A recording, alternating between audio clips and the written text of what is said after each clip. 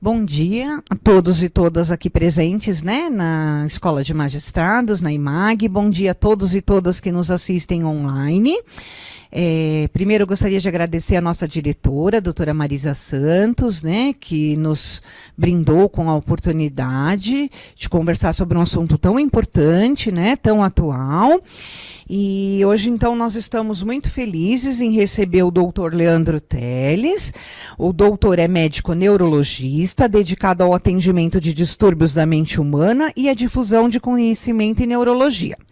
Graduado pela Faculdade de Medicina da Universidade de São Paulo, com residência médica em neurologia clínica no Hospital das Clínicas, onde atuou como preceptor no Departamento de Neurologia entre 2010 e 2012, tendo auxiliado na formação de mais de 350 estudantes de medicina. Ele também é membro efetivo da Academia Brasileira de Neurologia, escritor, palestrante e consultor dos principais meios de comunicação, TV, rádio, revistas, jornais e portais na internet.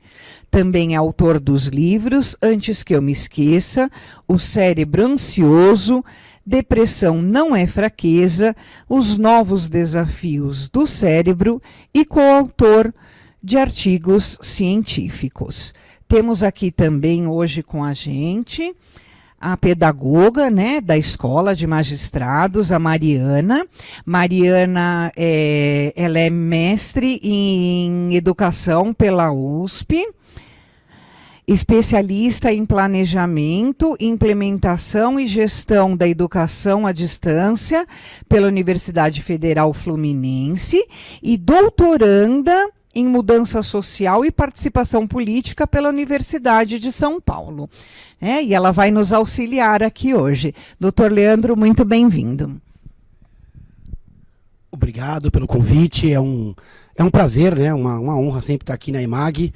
Eu tenho uma ligação afetiva muito grande com a Escola de Magistrados, e esse tema é um tema absolutamente importante e emergente.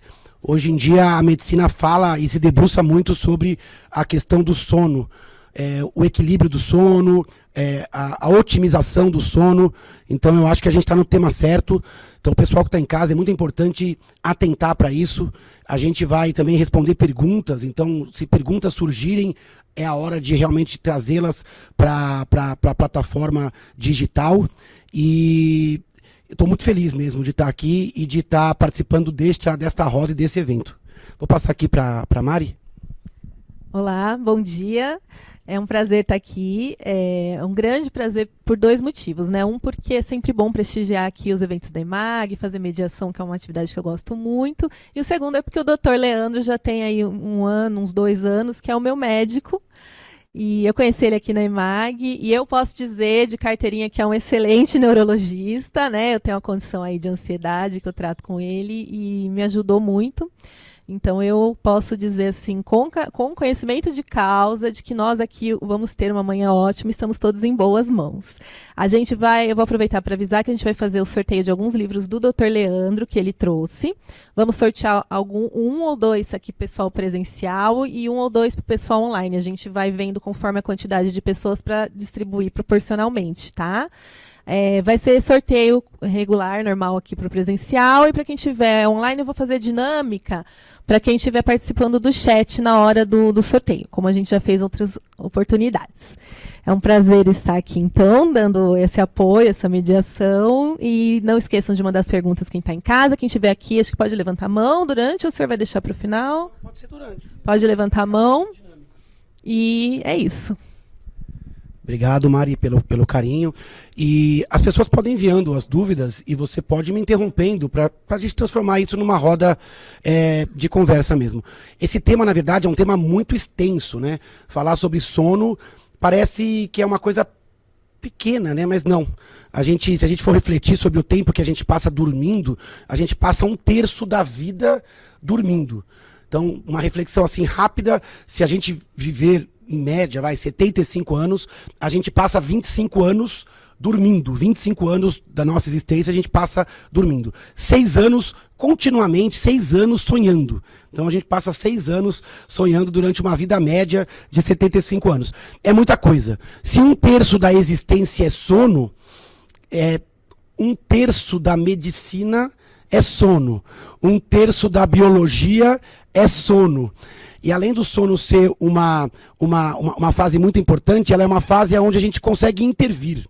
E isso faz muita diferença. Porque na vida tem coisa que a gente não consegue intervir, né? A gente tem a genética, tem a idade, tem o contexto contemporâneo de vida. Agora, o sono, ele é um ponto de intervenção. A gente consegue melhorar ou piorar o nosso sono. Então, a gente está acabando o ano e a gente faz sempre aquelas listinhas, né? O que eu posso melhorar o ano que vem? As pessoas sempre colocam, nossa, eu quero, sei lá, parar de fumar, quero fazer exercício físico, quero trabalhar melhor, ou quero fazer mais amizades. Eu acho que toda lista tem que colocar ali o sono. Eu preciso melhorar a qualidade do meu sono. Qualidade do meu sono, qualidade das minhas pausas, porque o sono ele acaba sendo uma janela de recuperação do corpo, da mente, da psique, da intelectualidade. Então eu acho que falar de sono acaba sendo uma obrigação quando a gente fala em saúde mental. Hoje qualquer congresso médico, cardiologia, ginecologia, psiquiatria, neurologia, tem um grande bloco de sono. Antigamente, a gente falava de sono como uma coisa meio passiva, né? Então, sei lá, o cérebro está ativo de dia e à noite o cérebro descansa, repousa. E hoje a gente não vê muito assim. Hoje a gente percebe que o sono ele é uma atividade ativa do cérebro. Durante a noite de sono, o cérebro ele desperta regiões e ele faz coisas que ele não consegue fazer na vigília. Então, ele depende do sono. Então, a pessoa que dorme pouco ou que dorme mal, ele acumula fatores de risco de adoecimento. E ele adoece mais. A pessoa privada de sono, ela funciona mal na vigília. Ela perde concentração, ela perde estabilidade emocional, ela tem um risco maior de fenômenos depressivos, de irritabilidade, ela funciona mal fisicamente. Então o intestino funciona mal, a escolha alimentar é pior. Tem um risco que é um risco imediato da pessoa privada de sono, que é o risco maior de acidentes. Então a pessoa que dorme menos, ela morre mais por acidentes domésticos, acidentes de trânsito. Então a privação de sono, ela é tida hoje como um estado que contamina a vigília. Então falar de sono não é falar de sono. Falar de sono é falar de vigília. Se eu quero viver melhor, se eu quero estar de dia mais alegre, mais disposto, ou com um raciocínio melhor, se eu quero tirar mais do cérebro, eu tenho que começar dormindo melhor. E eu começo dormindo melhor em que momento? Será que eu tenho que melhorar meu sono quando? 1 hora antes? 2 horas antes de deitar? Aí a medicina também está mudando. A gente começa a dormir melhor quando a gente acorda. Quando você acorda de manhã e faz boas escolhas, você já está melhorando o seu sono.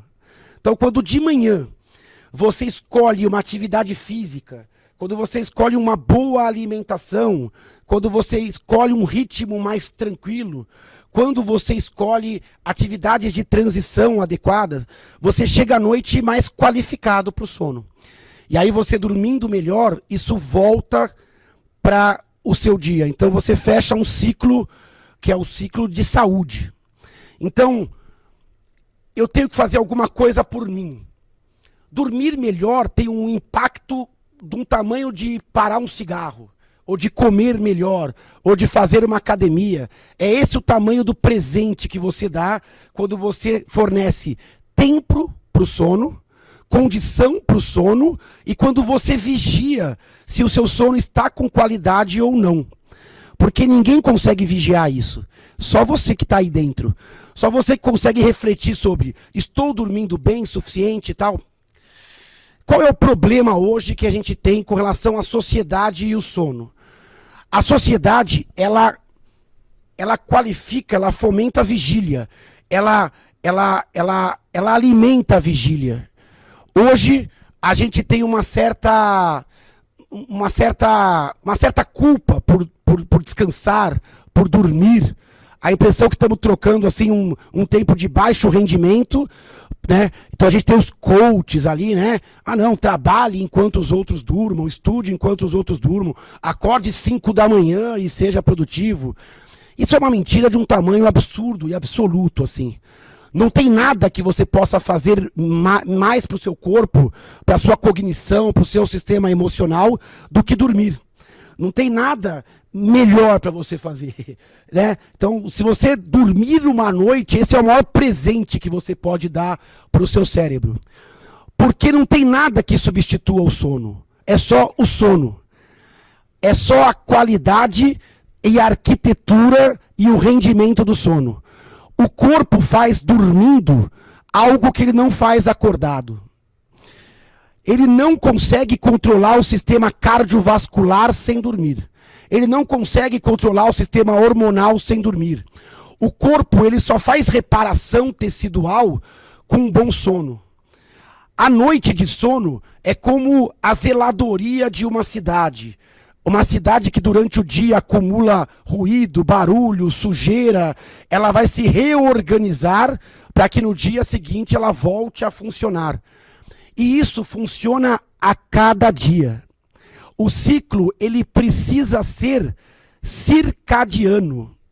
Não adianta você achar que dá para acumular o sono e dormir no fim de semana, nas férias, na pausa, no feriado.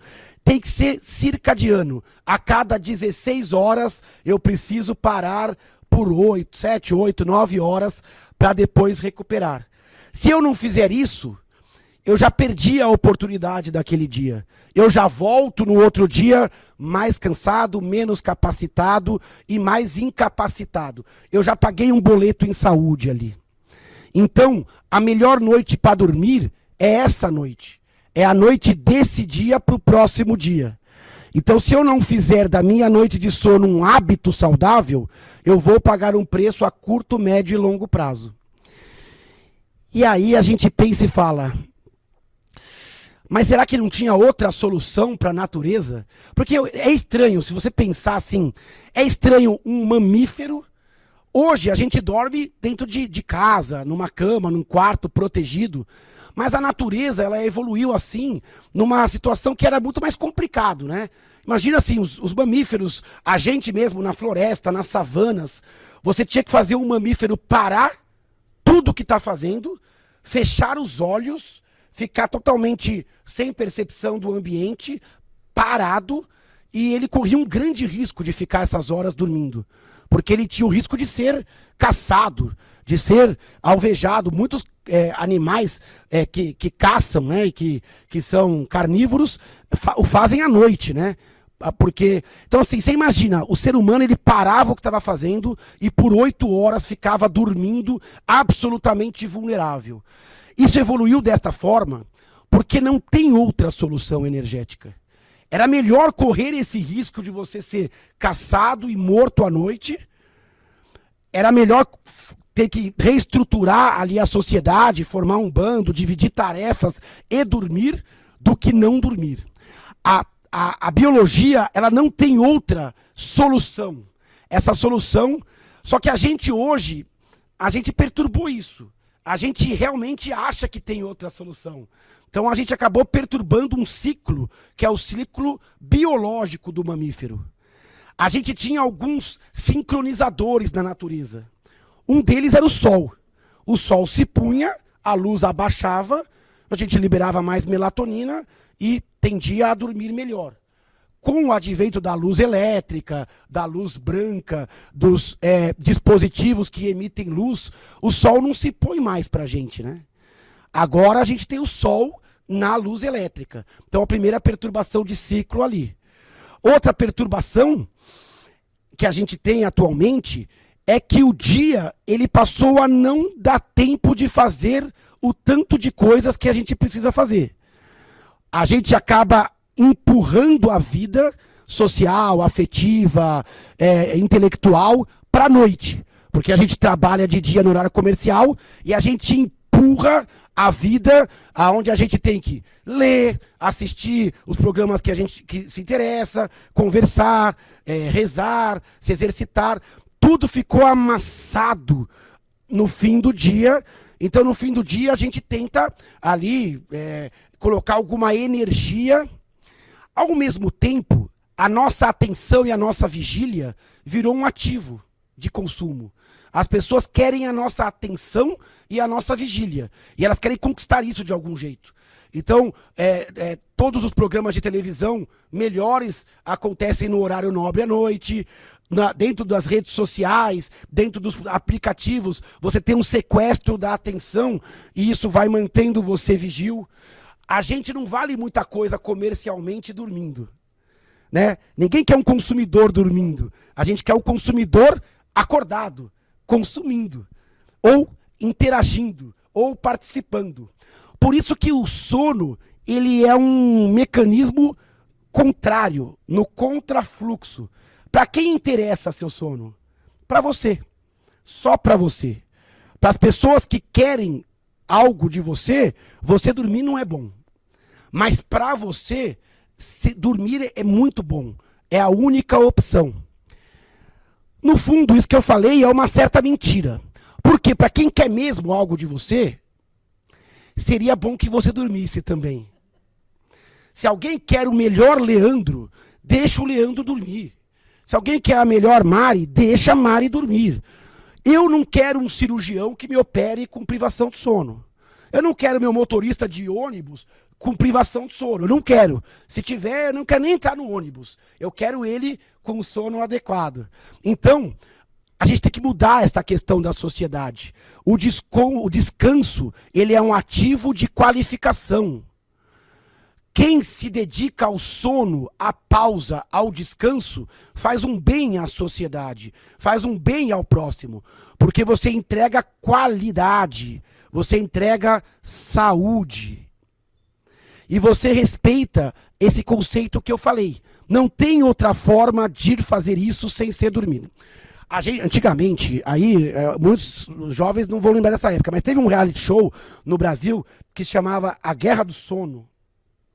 Luciano Huck, se não me engano, fazia. Foi um dos primeiros reality shows. Os caras enclausuravam ali as pessoas, filmavam e tal, e aí ganhava o prêmio quem demorasse mais para dormir. Então as pessoas ficavam ali.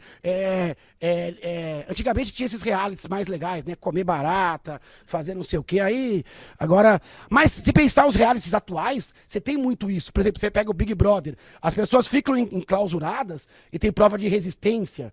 Você leva o corpo ao extremo da privação e aí vê como é que as pessoas se comportam, né? Então, nos reality shows, você vê muito hoje excesso de álcool, privação de sono.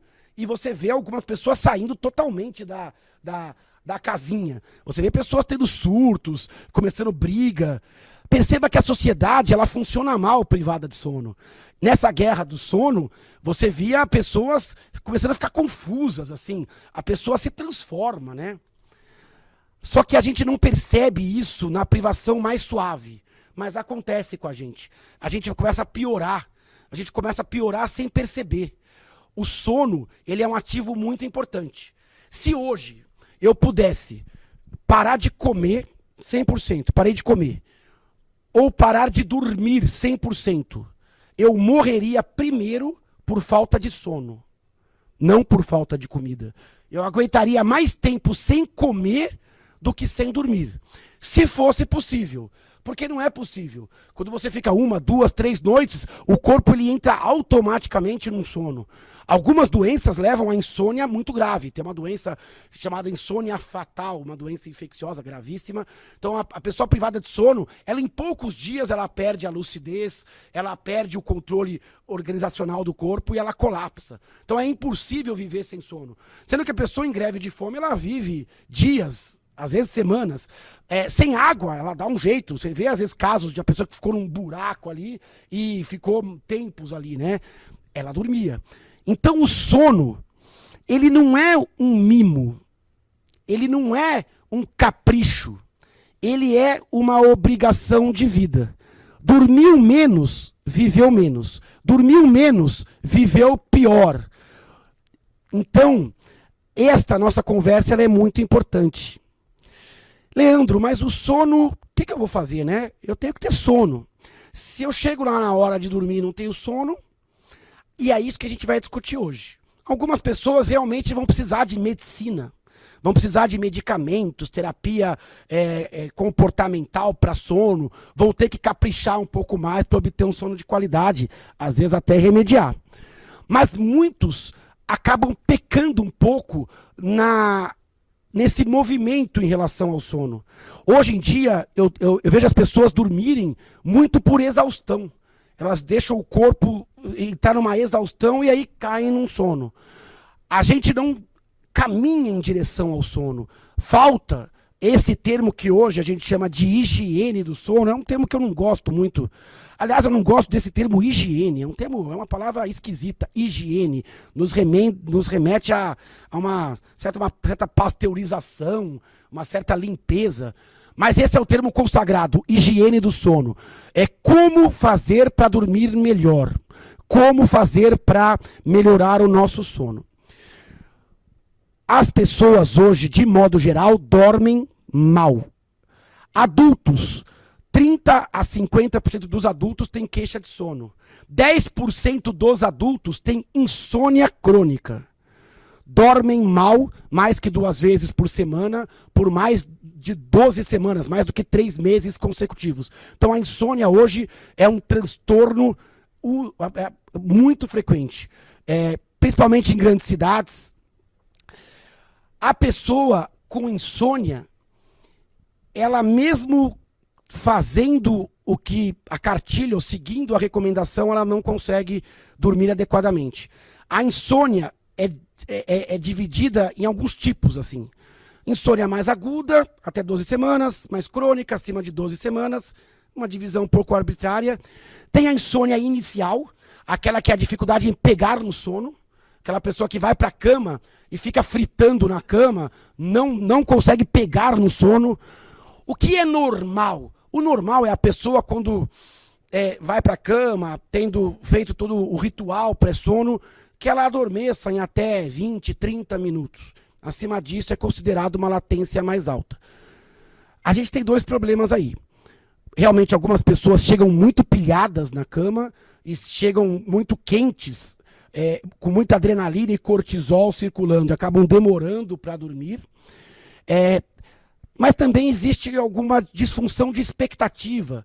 Às vezes a pessoa também tem uma expectativa de dormir rápido demais, principalmente as pessoas que já conhecem remédios para sono, já foram medicadas, também uma falta de paciência às vezes, para que esse sono ele entre numa forma mais natural. Um outro tipo de insônia muito comum também é a insônia de manutenção. É aquela pessoa que até dorme, mas acorda durante a noite e demora para readormecer. Então essa noite picada e onde a pessoa demora para readormecer. E tem uma outra insônia que é o despertar muito precoce, ou insônia terminal. Então, dificuldade em pegar no sono, acordar durante a noite, ou a insônia terminal. A insônia terminal é muito comum em idosos, pessoas com depressão, às vezes tem isso, acorda 4, 5 da manhã sem sono. E aí ela poderia dormir um pouquinho mais, mas ela não consegue. E tem pessoas que têm mista, né? Tem vários tipos. Demora para dormir, acorda à noite. Agora, não dormir bem me dá 2 desafios. Primeiro é como eu faço para dormir melhor. Mas o segundo e mais importante é por que será que eu estou dormindo mal? Será que essa minha insônia, esse meu dormir mal, já não é sinal de que eu estou com um outro problema de saúde? Porque não basta só, eu durmo mal, então eu vou dormir bem. Eu preciso entender que o dormir mal, às vezes, é um sintoma de uma disfunção que eu já estou tendo. Clínica ou de saúde mental.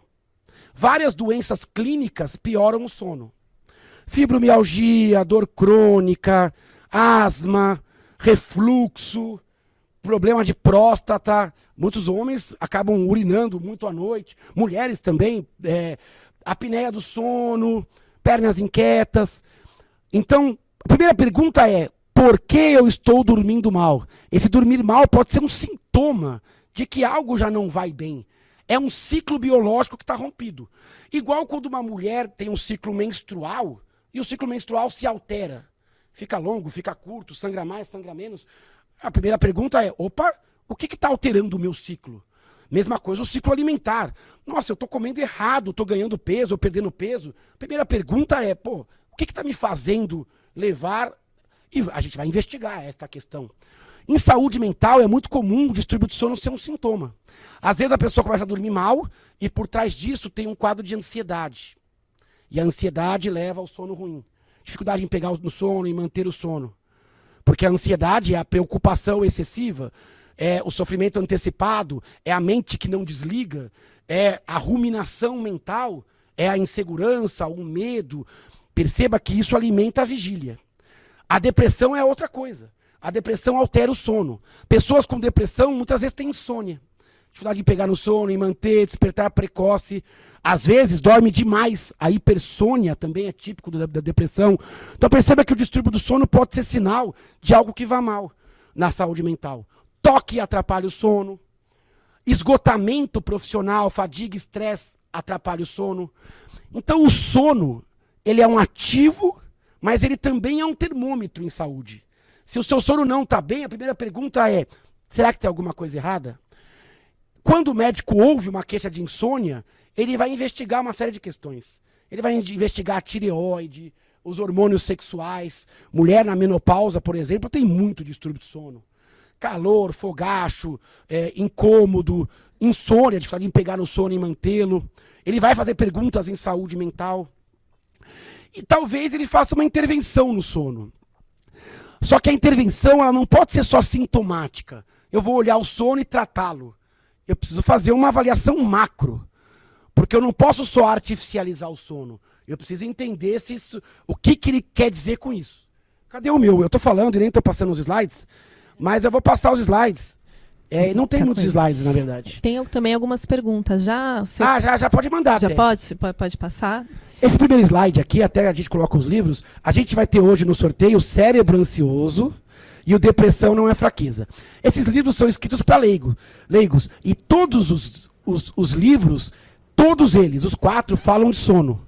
Porque não tem como falar de memória sem sono. Não tem como falar de ansiedade sem sono. Não tem como falar de depressão sem sono. Agora, esse último livro, que é o Laranjinha, Os Novos Desafios do Cérebro, ele tem um capítulo só sobre isso. Os cobertores curtos da modernidade, que eu chamo, né? E aí a gente fala sobre insônia, né? Não só sobre insônia, que é a pessoa que quer dormir e não consegue.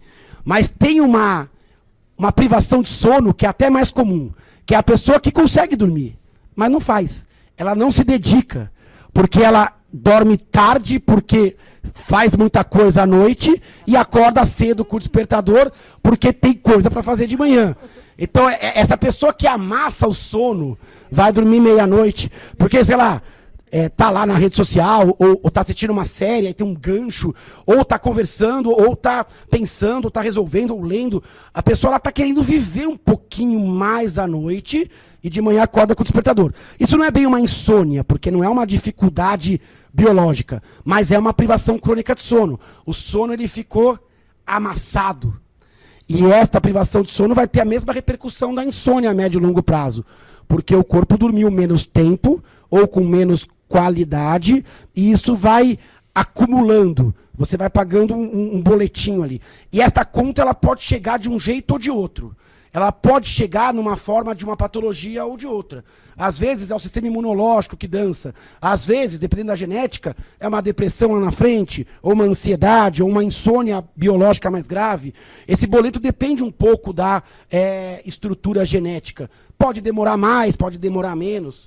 Fala, Mari, você já quer colocar umas perguntinhas? Pode colocar. Queria sim, doutor. Queria aproveitar também para registrar aqui a presença da desembargadora federal Renata Lotufo, que é coordenadora acadêmica aqui da Escola de Magistrados e está compondo a mesa. Também vai trazer algumas perguntas para enriquecer o debate. Eu tenho dúvidas minhas, mas eu vou começar, então, pelas dúvidas que vieram via chat, tá? O Ricardo Araújo Garcia escreveu: Doutor Leandro, eu acabo dormindo muito durante o dia, nos finais de semana. até para, teoricamente, recuperar o corpo do batidão da semana. Mas qual é o real impacto deste dormir durante o dia para o corpo? Quer que eu faça as outras ou uma por vez? Não, acho que essa é uma ótima pergunta. A primeira coisa que a gente tem que tomar cuidado é com isso. Lógico que se você tem uma semana complicada, com pouco sono, com muito estresse, se você tiver um final de semana mais tranquilo, conseguir recuperar esse sono, isto é menos pior. Mas não é o ideal. O ideal seria trazer esse sono para o formato circadiano. Dormir melhor durante a semana. Porque o leite já derramou um pouco. Inês é morta, a gente fala, né? Inês já é morta, porque se eu dormir pouco, segunda, terça, quarta, quinta e sexta, eu já liberei mais cortisol, eu já privei o corpo de sono, eu já fiz o corpo rodar de uma forma alternativa, privada de sono e com excesso de vigília. Quando eu chego no fim de semana e tento recuperar isso não consegue recuperar a minha saúde retrospectivamente. Aliás, isso quase sempre nem funciona. Hoje, por exemplo, eu falei, eu tenho a palestra lá na EMAG, eu não vou atender no consultório, vou dormir um pouquinho mais, vou acordar, 8 horas. Geralmente eu acordo um pouquinho mais cedo pro consultório. Não consegui, porque o meu corpo, ele me acordou às 6, porque um dos relógios biológicos, eu falei um que é a luz, né? É que o sol se põe e a gente tem que fazer com que ele realmente se ponha. A gente tem que desligar, né, as luzes, diminuir os aparelhos, melhorar as distâncias e realmente melhorar essa questão. Isso é um dos itens. Mas o outro item é a regularidade. O corpo ele se condiciona ao que lhe é regular, ao que lhe era um hábito. Então, se você tem um hábito de semana de dormir pouco e no fim de semana de dormir muito, você tem 2 problemas. Que é um ciclo atípico e um hábito ruim. Tem que tentar fazer isso. Leandro, é utópico. Talvez seja um pouco utópico, mas o que a gente conseguir alargar e trazer isso para a rotina é melhor os dias serem mais parecidos. E quando a gente discute jornadas de trabalho, a gente discute isso. Quando a gente discute jornadas alternativas, para que todo mundo não tenha que acordar o mesmo raio do horário, pegar o mesmo raio do trânsito, entrar no raio do mesmo horário. Então, tudo isso faz muito sentido quando a gente pensa a sociedade como a gente imagina para saúde. Então, cuidado. É difícil recuperar o sono depois, não resolve, e o dormir de dia pode ser um problema para algumas pessoas. Eu digo dormir. O cochilo, a sesta, né, que o pessoal fala, que é aquela coisa meio lá, meio cá, que você fica ali meia horinha, isso não faz mal. Isso é até bom em alguns cenários. Adolescentes, trabalhadores que acordam muito cedo. Isso eu acho até legal, porque você troca um período pós-almoço de baixo rendimento, recupera o cérebro e rende melhor na sequência. Mas aí é uma coisa de 20, 30 minutos para algumas pessoas e tal. Vou aproveitar aqui a pergunta da Andréa Regina Rodrigues, que eu acho que ela dá um complemento para a primeira pergunta, vai ficar bem interessante. Ela começa dizendo, Dr. Leandro, é incrível, tento estar sempre presente em todas as palestras que ele ministra. E aí ela segue com a pergunta. Em relação às pessoas que dormem demais e trocam o dia pela noite, biologicamente esse sono tem os mesmos benefícios? E mentalmente? A pergunta é excelente. Primeiro, obrigado pela atenção e pelo carinho com a palestra. A pessoa que dorme de dia e não à noite, ela tem uma qualidade de sono pior. Primeiro que ela está na contramão da biologia do mamífero, que é dormir no escuro. À noite, a gente tem uma queda de temperatura das regiões do mundo, né, do ambiente. A gente tem, teoricamente, mais silêncio. Aqui em São Paulo não necessariamente isso acontece. Às vezes você está perto de um batidão, de uma rave, numa rua agitada. Mas se pensar na natureza das coisas, a noite ela é mais propícia ao sono. O corpo ele desliga, as outras pessoas também estão dormindo. Então, teoricamente, o sono noturno ele é mais caprichado, ele é mais fisiológico. Às vezes não dá. A pessoa trabalha em turno, né? A pessoa está dormindo, trabalhando à noite, pronto-socorro, segurança pública, limpeza. bom. Mas a gente não gosta desse ciclo. Esse ciclo a pessoa poderia ficar 1 ano, 2, 3, muita insalubridade fisiológica. O ideal é que ela pudesse sair disso tão logo fosse possível. Cargas 12 por 36 são absolutamente bizarras do ponto de vista fisiológico. Trabalhar à noite 12 horas, depois dormir a noite seguinte, trabalhar depois das 12 horas. Então, tanto que até uma indenização, né, que a insalubridade, mas existe um custo em saúde. Agora, quando não tem jeito, é melhor dormir de dia. Por exemplo, eu vou ter uma festa, então se eu puder dormir um pouquinho antes ou posterior a isso, eu gosto de compensar o sono nas primeiras 24, 48 horas. Se você tiver que ser privado de sono por algum motivo, compense o seu corpo em 24, 48 horas, que aí dá para você pagar esse boleto. Então, aí você pode dormir um pouquinho de dia, né? Porque tem coisas muito interessantes que realmente acontecem à noite. Mas como hábito, melhor dormir à noite e de dia ficar acordado. E aproveitando essa questão, algumas dicas de ambiente. À noite, o corpo ele gosta de baixa luz, ele gosta de baixo ruído, ele gosta de controle térmico. Então, investir nisso. Se a gente passa 1/3 da vida no raio da cama, se a gente passa 25 anos dormindo, a gente tem que investir muito nisso. Sabe? Investir. Eu vejo gente que investe num carro, investe numa televisão gigantesca. Meu, é na roupa de cama, é no travesseiro, é no controle térmico, né? Pra você não ficar transpirando ali, 25 anos ali, né? Sei lá, colocando uma janela anti-ruído, sabe? Pra minimamente entregar pro seu corpo um controle de barulho. É escolher o lugar que você vai morar, viver num lugar menos barulhento. Meu, é muito que a gente consegue fazer a decoração clean, televisões menores, mais distantes, ou até não ter a televisão no quarto, usar o quarto para dormir ou relaxar, né? Condicionar o corpo e o cérebro a entender que ali é a caverna, ali é o lugar de paz, né? Não levar o computador, o celular, né? Não ficar ali brigando com a fisiologia e dormir por exaustão com o celular em cima do corpo. Então, assim, parece que é uma coisa meio óbvia, mas a gente não faz, né? A gente ali vai com um colchão mais ou menos, tem 300 anos o colchão, o travesseiro que dá, do jeito que dá, porque a gente sabe que o corpo vai cair no sono. Só que será que eu estou oferecendo conforto? Pô, sei lá, aos pouquinhos, guardar um dinheirinho para transformar o seu quarto num quarto de hotel, né? Num quarto que você quer dormir quando você vai num spa, né? É um quarto confortável, gostoso, onde ali, nossa, é um negócio que vai me recuperar pro dia seguinte. Pai, né? Vale muito isso. Tô achando que todo mundo vai sair da palestra comprando colchão. Eu vou aproveitar e fazer uma pergunta minha, que eu acho que eu fiquei, depois da resposta da pergunta da Andréia, eu fiquei com uma certa dúvida.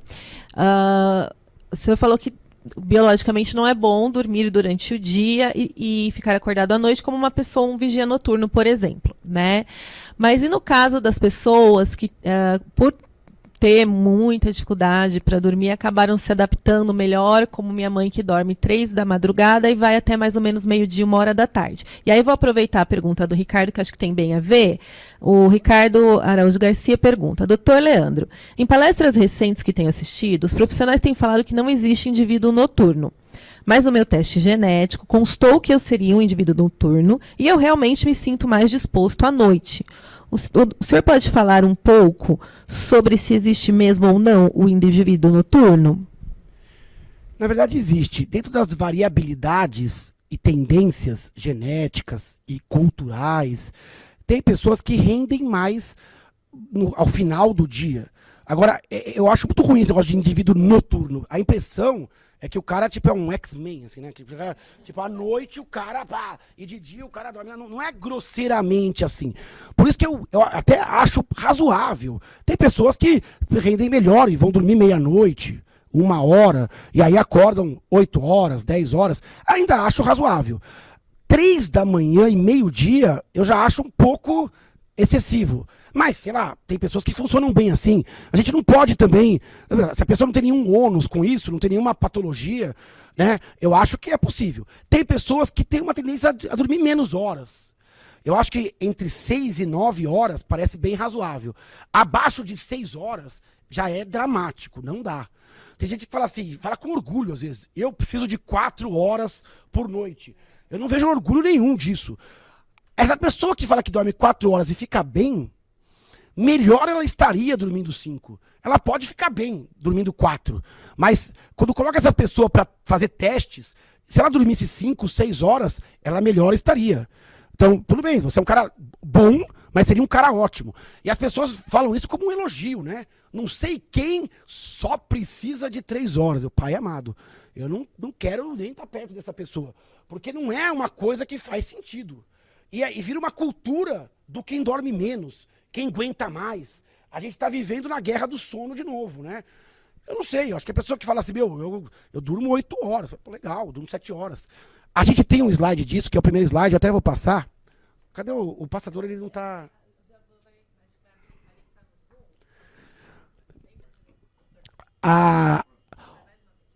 Alguns pacientes não são noturnos, pessoas não são noturnas. Elas são ditas mais notívagas, elas são ditas com rendimento melhor à noite. Tem pessoas que acordam de manhã, que também são bizarras, que elas são muito matinais. Você deve crer, o cara às 5h30, o cara vou caminhar, eu vou... acorda cantando, dando bom dia pro pássaro. Você não tá normal. Você não é normal, porque não é normal, né? Eu olho assim e falo, tá muito esquisito. Mas são as variações. A pessoa muito matinal, depende de pico de cortisol, de pico de hormônio tiroidiano, depende de cultura, de hábito, depende de um monte de coisa. Eu acho que as pessoas podem se conhecer. E isso que eu acho legal do horário comercial mais dinâmico, né? Porque a pessoa se encaixa naquilo. Mas não é noturno diurno, é mais vespertino, mais matutino, né? E aí você tem que comandar a sua vida de acordo com a sua biologia. Ainda mais a gente que é totalmente miscigenado geneticamente. Então é lógico que a gente carrega genes de pessoas que não viviam exatamente aqui em São Paulo. Elas viviam em outra região. Nossa genética, nossa biologia, ela é muito diferente do nosso mundo contemporâneo. A gente passou por um monte de revolução tecnológica e carrega genes. Então, respeitar e conhecer. Bom, a insônia é um problema de saúde pública. O transtorno do sono mais frequente é distúrbio do sono. Quase metade dos adultos tem alguma queixa de dormir mal. Desses, 10% tem insônia crônica. Quem sofre mais com insônia? Essas pessoas sofrem mais. Qualquer um pode ter insônia, né? Homens, mulheres, crianças, mas mulheres têm mais dificuldade de sono do que homens. Principalmente no período fértil ali. Menopausa, ciclo menstrual altera o sono na mulher. A mulher também tem mais doença em saúde mental, mais depressão, ansiedade. Então, mulher tem mais distúrbio de sono. A maternidade altera muito o sono da mulher, né? O puerpério, a gravidez e depois... A criança já grande, aquele sono que fica superficial e entrecortado. Então as mulheres têm mais problemas nessa situação. Também passam por mais jornadas múltiplas, duplas, por mais problemas culturais que também levam a mais distúrbio de sono. Idosos têm mais problema de sono por dores, problemas clínicos, por um sono mais fragmentado. É comum o idoso ter um sono bifásico, né? Dormir mais um pouquinho à tarde, acordar cedo. Então, cuidado com o sono dos idosos. Trabalhadores de turnos, pessoas que trabalham em turnos noturnos, fazem plantões, tem mais doença de saúde de sono. Pacientes com doenças clínicas. Pessoas com depressão, ansiedade, bipolaridade, TDAH, quase todos os diagnósticos psiquiátricos alteram o sono e medicamentos para essas condições também alteram o sono e pessoas com histórico familiar também. E aqui está no que a gente falou ali. Existe uma variação interpessoal. Pessoas que dormem menos e pessoas que dormem mais. Tem pessoas que tendem a ficar bem com 6 horas. Aqui ainda é uma coisa que pode acontecer. Eu durmo 6, 7 horas, fico bem. Abaixo de 6 horas, os trabalhos já mostram que existe um custo metabólico, um custo fisiológico. Então, não baixar abaixo de 6 horas. Acima de 6 horas, alguns vão ficar bem com 6 horas. Mas cuidado, não é estar bem ou estar mal, é estar melhor ou não melhor. Porque às vezes você está bem, mas melhor estaria dormindo um tiquinho mais. Acima de 9 horas, alguns trabalhos também falam que pode não ser muito saudável. Aquela pessoa fala assim, nossa, eu preciso de 11 horas, 10 horas de sono. Pode ser que já mereça uma investigação para uma hipersônia ou para uma sonolência excessiva. Mesmo na adolescência. Adolescência, 9 horas, 10 horas, da adolescência bate 10 horas, ainda razoável. Agora, uma coisa que eu acho interessante para um adulto, tem adulto que fala assim, Leandro, eu durmo 8 horas e de dia eu continuo tendo muito sono. Tem que tomar cuidado, porque o sono não é só tempo, o sono é qualidade. Às vezes a pessoa acha que dormiu 8 horas, mas ela não dormiu. Um exemplo claro disso é a apneia do sono. A pessoa com a apneia obstrutiva do sono, ela dorme 8, 9 horas, só que ela acha que dormiu. Só que ela não dormiu, ela teve vários engasgos, o sono ficou picotado. Aí de dia ela fica sonolenta. Ela encosta, dorme, ela fica sonada, ela dirige, dorme, vai ver uma TV, dorme. Tem gente que fala assim, nossa, ele não tem problema de sono, ele encosta e dorme. Às vezes ele tem, porque ele está privado de sono. Então na apneia do sono tem sonolência diurna, o paciente é um roncador, geralmente ronca, e esse é um outro conceito errado, né? Nossa, como dorme bem, tá até roncando. Não, o ronco é um mau sinal. O ronco é um estridor, é uma dificuldade do ar atravessar, né? Então, roncar é um sinal ruim de sono. Ele ronca. Ah, ele encosta e dorme. Isso não é bom. Encostar e dormir quase sempre é sinal de alguém privado de sono. É alguém que não dormiu o suficiente e aí ele desliga. Ou então ele pega no sono e sonha rápido. Isso não é bom também, porque ele já entra no sono e já cai no sono bem rápido. Isso quase sempre é sinal de gente privada de sono. O sono ele também é qualidade, não só quantidade. E durante a vida isso muda, né? O bebezinho dorme 16 horas, a criança 9, 10 horas, a grávida dorme mais, o adulto 7, 8 horas, o idoso dorme um pouquinho menos, aí tem um cochilo. Agora, isto é idade, mas existe uma genética. Algumas pessoas são dormidoras mais curtos e mais longos. Mas dentro do razoável, 6 a 8 horas, com regularidade. O sono ele tem que ter duração, tem que ter arquitetura, mas ele tem que ter uma eficiência. Sono reparador é aquele que cumpre o papel. Eu acordei de manhã, olha, parece que eu estou melhor. Eu tenho uma condição física de qualidade, eu estou atento, eu estou criativo, eu não estou com dor muscular, não estou fadigado. Se você acorda sentindo-se mal, ou durante o dia esses sintomas de fadiga, indisposição, sonolência acontecem com frequência, provavelmente está descansando pouco, né? Então cuidado, porque a gente entrega tudo para a vigília, né? Deus só ajuda quem cedo madruga na cultura moderna, né? Então cuidado, né? O que a medicina tem estudado, entendido, é o contrário. Deus não ajuda quem cedo madruga. Na verdade, existe uma perda invisível ou visível de rendimento. Vigília, quem alimenta a vigília? Adrenalina, cortisol. O sono é o contrário disso. O sono é você sustentar uma situação onde o seu coração bate mais devagar em alguns momentos do sono, onde a sua pressão tem um descenso de 10% da pressão média, aonde o tecido de reparação ele vai cicatrizar e vai regenerar, aonde o seu sistema imunológico vai entender quem vai atacar, quem não vai, ele vai ser treinado à noite. Os seus hormônios vão ser liberados de uma forma específica à noite, que vai diminuir o risco de obesidade, diabetes, hipertensão. A pessoa que dorme melhor, ela infarta menos, ela tem menos derrame, ela envelhece mais devagar. Então, a noite dormida é saúde poupada. E isso não é automático no dia atual. O sono, ele tem um propósito psicológico. Quando eu durmo mal, dorme mal 1, 2 noites, a gente automaticamente fica irritado, intolerante, pavio curto, a gente começa a julgar mal as situações de urgência, a gente tem reflexo alterado. A privação de sono hoje é tão importante quanto o uso de celular ou embriaguez no volante. A gente tem muito problema com privação de sono. Né? Então, a função psíquica. A gente tem sintomas depressivos quando não dorme bem. Aí a gente passa 2, 3 dias e fala, nossa, parece que eu sarei. Entrei de férias, sarei. Tenho feriado, sarei. Meu, era só sono. Era só tranquilidade, né? E eu vou falar uma coisa. Sono não é só sono. Sono é perissono. O que eu faço antes de dormir já é sono. Né? Se eu desliguei as luzes adequadas, se eu desliguei rede social, se eu parei de trabalhar, se eu, sei lá, fiz um relaxamento, um yoga, uma respiração, se eu comecei a baixar a velocidade do meu cérebro, isso já é saúde, isso já é sono, né?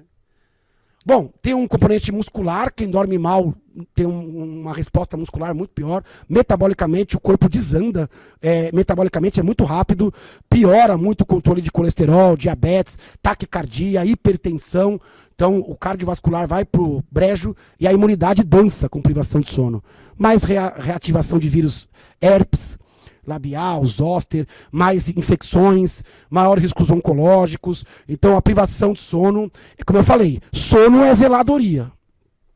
Zeladoria custa tempo, custa dinheiro e é importante para que quando a vigília chegue, quando eu acenda a luz da estrutura da vida, que eu tenha, já está tudo limpo, organizado, treinado para uma nova vigília, né? O sono, ele é muito mais complicado do que a gente... Parece que a gente está assim, ou acordado ou dormindo. Mas não está. Durante o sono, a gente tem fases de sono que são totalmente diferentes entre si. Esse ciclo, fase 1, 2, 3 e sono REM, acontece a cada 90 minutos. A gente passa por essas fases, essas 4 fases, 5 vezes à noite. A fase mais bizarra que a medicina conhece, essa fase aqui, a fase REM. REM é movimento rápido dos olhos, né, em inglês. A fase REM é uma fase muito bizarra. A pessoa está lá, fase 1, 2, 3, 4. Na fase 3 e 4, que agora é fase 3, a pessoa está com sono profundo. A pessoa está bem assim, sem percepção do ambiente, bem relaxada. De repente, depois de alguns minutos, vem a fase REM. A fase REM é uma fase onde o cérebro, ele parece desperto, ele parece que ele acorda, mas ele acorda para dentro dele. Ele não acorda externamente. O paciente está dormindo profundamente ali. É o momento onde o corpo está totalmente relaxado, é a atonia do sono REM. Os músculos estão relaxados, o paciente não está percebendo, a pessoa não está percebendo o mundo ao redor, mas o cérebro ele acorda, pimba, começa atividade como se vigília fosse. Nesta fase, você organiza a memória, você apaga memórias irrelevantes, você organiza a mente, a casa, você sonha. Não tem nada que faça a pessoa sonhar como o sonho. A gente até brinca, quais são os seus sonhos? Mas como sonho, o sonho é uma coisa muito bizarra, né? A pessoa está lá dormindo, inerte, de repente ela está vivendo um negócio bizarro. Ela está perturbando o tempo, ela está perturbando as relações pessoais, ela está vivendo de uma forma onírica, né? Então, nada em vigília substitui o REM. Porque não existe REM em vigília. Não existe atividade desincronizada cerebral. E a gente faz isso 5 vezes por noite. Ah, mas eu não sonho. Sonha. Ah, mas eu não lembro. Pode ser que não lembre. Porque lembrar de um sonho depende de você acordar num REM. Ou acordar perto de um REM. Esses sonhos que acontecem na calada da madrugada, a gente não lembra. Mas eles são extremamente importantes para a saúde mental, para testes, são simuladores emocionais, organização de memória. Então quem dorme mal, perde muitas vezes. Perde porque não organizou a memória dos dias anteriores. Perde porque não preparou o cérebro para o dia seguinte. Então não tem como substituir o sono por nada. Lógico. Então, uma pergunta. Eu já tive sonho na fase 1. Isso é sinal de exaustão? Sinal de exaustão. Pode acontecer de você privado de sono, você caia num sono, aqui na fase 1, 2 superficial, e já entre no REM. A gente chama de redução da latência do sono REM. A pessoa pode estar aqui, ela vem, dorme e já começa a sonhar. Cai em REM. Às vezes começa a sonhar aqui já. Pode acontecer. Na fase 1... Tem muita coisa que acontece aqui. Na fase 1, é comum a pessoa, fase 1, 2, É muito comum um fenômeno tipo uma mioclonia, assim, a pessoa dá um susto, né? Ou tem uma sensação de queda, assim, né? Mas é comum a pessoa cansada, ou porque teve muita coisa durante o dia, ou porque está privada de sono, entrar em REM rapidamente. Às vezes até em cochilo, só cochila e já sonha. Mas o natural é o primeiro REM demorar alguns minutos. Então a gente tende a sonhar. E o REM mais organizado, geralmente, é na segunda metade da noite. Na primeira metade, o REM ele é mais curtinho. Por isso que a gente tende a lembrar dos sonhos mais no final da noite, quando a gente acorda. No final da noite, o REM ele começa a crescer. Ó. Aqui é um gráfico mostrando que o REM ele começa a crescer e a gente passa por vários ciclos. Isso é uma noite, 5 ciclos, mas tem variações. Privação de sono, latência do REM, ela acontece aqui.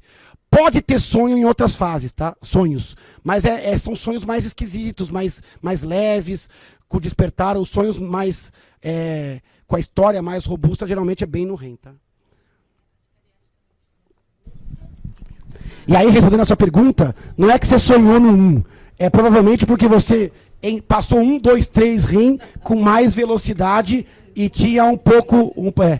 Parece aquela brincadeira do 1, 2, 3 pi, né? É 1, 2, 3 REM, 1, 2, 3 REM. Mas para entender como o sono ele é sofisticado. O REM ele é mais curto, depois mais longo, e em cada fase do sono eu faço uma coisa. Na 3, o coração bate mais devagar. No REM, o coração já bate mais rápido. Cada parte do sono ela tem a sua função. Hormonal, metabólica, muscular, saúde mental, memória e intelectualidade. Na boa, alguém roubar do sono para entregar para a vigília é uma besteira. É roubar dos pobres e entregar para os ricos. É o que a gente chama de efeito Robin Hood às avessas. A gente tem que roubar dos ricos e entregar para os pobres. Assim, eu estou falando assim entre aspas, né? A gente tem que roubar da vigília. Não é para sair assaltando... Talvez. Não, estou brincando. Não. Mas pensa que na distribuição de renda da matemática da vida, a gente rouba do sono e entrega para a vigília sempre. Sempre dá para dormir um tiquinho menos, acordar um pouquinho mais cedo, dormir um pouquinho mais tarde para resolver um BO da vigília. E a gente faz isso a vida inteira. E raramente a gente inverte. Agora eu vou fazer o contrário, eu vou dormir mais. A gente faz isso como exceção. E devia ser a regra. Porque no fundo, a vigília precisa muito do sono. Sem o sono, a vigília ela é pior. Ela é mais cansada, mais fadigada, menos criativa, tem menos rendimento. Então é isso que a gente precisa voltar a ensinar para a população. Dormir não é luxo, descansar não é luxo, pausar não é luxo, é obrigação, né? É obrigação. E a culpa também, né? A gente se sente culpado. Culpa total. O cara dorme à tarde, o cara tá... Vou parar tudo e vai dormir, com tanta coisa para resolver, você vai parar e dormir? Exatamente, porque eu tenho tanta coisa para resolver, que se eu não dormir, eu não consigo resolver. Aí eu durmo e aí eu volto. E quando eu volto, eu resolvo. E é isso. Porque a gente não percebe que a gente vai empilhando problemáticas. Algumas problemáticas são até causadas pela privação de sono. Por exemplo, grau de ansiedade, sistema de prazer funcionando mal, esgotamento profissional. A gente já sabe, as pessoas adoecem. 1/3 da população tem um CID claro em saúde mental. E o sono, ele é causa e efeito. Ele piora pela condição mental, mas piora a condição mental. Então é igual a gente teve que ensinar os caras a fazer exercício físico. Agora todo mundo já sabe, é obrigação, não tem como. Ah, mas eu não gosto, não tem como. Não tem outra coisa que substitua isso. Não tem. Ou faz ou morre. Ah, tem que comer bem. É opção, não é opção. Ou come bem, ou vai adoecer. A gente não tem mais outra coisa. Não tem, a medicina não resolve, não tem como resolver de outra forma. Eu quero tomar uma pílula. Não tem. É isso ou é isso. Mesma coisa o sono. É isso ou não é isso. É saúde mental, é checklist. Se você não fizer, o boleto ele vai chegar a curto, médio e longo prazo.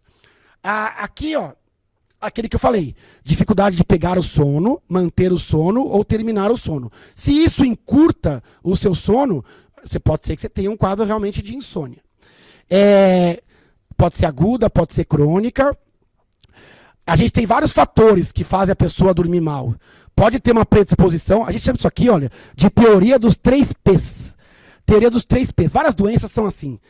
A gente tem uma predisposição genética, às vezes, a alguma coisa. Sei lá, eu tenho uma predisposição à alergia, tenho uma predisposição genética à depressão, eu tenho uma predisposição genética à doença autoimune ou a câncer, sei lá, eu conheço ali a minha família, a minha genética, predisposição. Mas eu ainda não tenho nada, mas eu tenho uma predisposição. Aí eu tenho fatores de precipitação. Alguma coisa precipitou aquilo. Eu dormia bem, mas de repente eu passei por uma fase e comecei a dormir mal. E a partir de lá, eu tive fatores de perpetuação. 3 P's. Predisposição, precipitação, perpetuação. Isso é o caminho da insônia crônica. Eu tenho uma predisposição, alguma coisa me levou a dormir mal, uma época da vida, e a partir dali eu nunca mais recuperei. Por quê?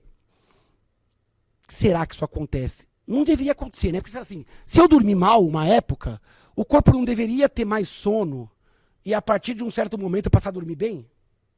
Faz sentido pensar assim. Mas não é assim que funciona. Eu começo a dormir mal. E aí eu começo a mudar o comportamento em relação a essa própria insônia. Por exemplo, eu começo a dormir mal e tenho sono de dia. Aí, vou dar um exemplo. Eu começo a consumir mais cafeína de dia para ficar mais acordado. Prejudica o sono. Ou eu começo a fazer cochilos de dia e passo a dormir mal. Ou eu tenho uma fase de insônia aguda e eu passo a ter uma relação ruim com a cama. É meio óbvio também, porque o sono ele é uma coisa meio automática quando a gente é novo, né? Criança vai lá, dorme. Hoje tá diferente já, tá mais difícil por conta de toda a tecnologia, informatização, as crianças mais pilhadas e os ambientes mais agressivos e tal. Quando esta coisa que era para ser automática, que é dormir, começa a dar trabalho, isso aumenta a minha ansiedade. Parece que é um efeito paradoxal. Quanto mais eu me preocupo com o sono, menos eu consigo dormir. Isso acontece muito que o paciente começa a desenvolver uma insônia.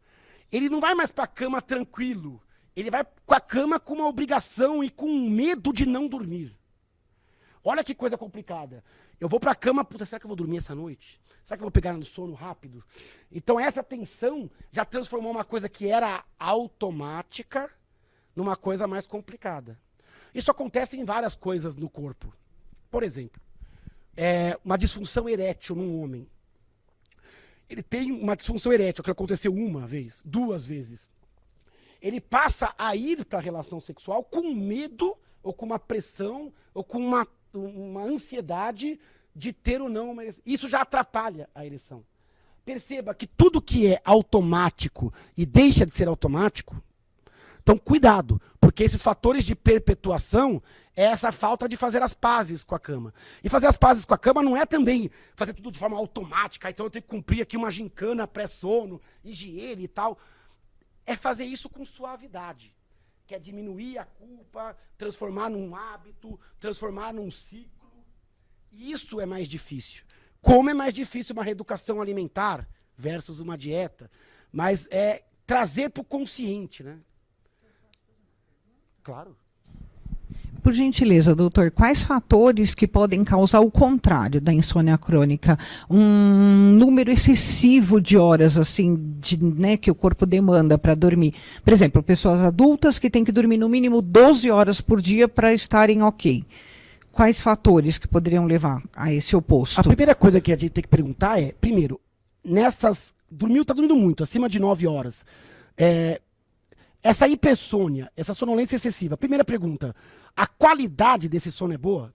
Porque a primeira pergunta que eu dou é que se a pessoa não está dormindo muito, porque está dormindo mal. Primeira coisa que leva a dormir muito tempo é a má qualidade do sono. Por exemplo, a apneia obstrutiva do sono. A apneia obstrutiva do sono, dorme muito, qualidade do sono está ruim, está acordando muito à noite, está superficial, esse sono não está reparando no tempo correto. Segundo, não há uma condição médica onde há uma hipersonolência? Por exemplo, um hipotireoidismo, uma depressão, algum distúrbio que leve o corpo a querer dormir mais. Pode acontecer. Então existem várias doenças ou vários transtornos que levam a uma necessidade aumentada do sono. Lógico, se você falar assim, olha, Leandro, já investiguei tudo, não tem doença nenhuma, o sono é qualidade maravilhosa e ainda assim eu preciso de 10 horas. Olha, tá bom, então você está naquela curva de Gauss, aquela curva de normalidade, você é um cara dormidor longo. você, tudo bem, se não te incomoda, entregue pro seu corpo às 10 horas. Ah, mas eu queria ser igual não sei quem que dorme às 3 horas. Não, não é a sua biologia. O cara que tem alergia a camarão pode querer comer camarão, mas não vai comer, porque senão vai fechar a glote e fechar. É a vida. Cada um tem a sua natureza, né? Não tem eu invejo quem dorme pouco. Eu não sei, não. Eu invejo quem dorme muito, que dorme bem. Eu invejo, de verdade. Porque eu acho que esse cara, ele vai viver mais, vai viver melhor, vai viver mais tranquilo, assim, sabe? Mas tudo bem, eu acho que sempre que passou de 9 horas, tem que investigar. Principalmente se não é carência, privação, ou se o corpo não está rodando com alguma patologia. Várias patologias levam à hipersônia, tá? Hipersonia, dormir demais. Se a pessoa também cai no sono em atividades bizarras, fala assim, eu ligo uma série, a pessoa cai no sono. Ou então, sei lá, começa a ler um livro e cai no sono. Também não é normal. Se a latência do sono é de 20, 30 minutos, se você encosta e cai no sono rapidamente, provavelmente o sistema está um pouco desregulado. Pode ser que você esteja tendo que rever algumas coisas. Tem vários sistemas que regulam o sono. Vários. A adrenalina, a serotonina, a dopamina, a GABA, que é um neurotransmissor, hipófise, quadrenal, melatonina. É difícil. O corpo, para cair no sono, ele tem vários sistemas aqui. Mas eu quero destacar alguns aqui. Eu quero destacar a melatonina, que ela aumenta no seu cérebro, produção natural, quando a luz cai. A luz tem que cair. O sol tem que se pôr. Na sua casa, às vezes eu vejo assim, aquela briga, né? Puta, eu vou pôr luz branca, eu vou pôr luz amarela, eu vou pôr luz branca, eu acho mais bonito luz amarela, conforto, eu acho mais chique luz branca. Eu não sei, eu acho que quarto, sala, casa, a luz menos branca, ela é melhor pro sono. A luz com menos azul, né? Menos tom de azul. O celular também coloca o filtro noturno para ele emitir uma luz menos azulada, menos luz branca.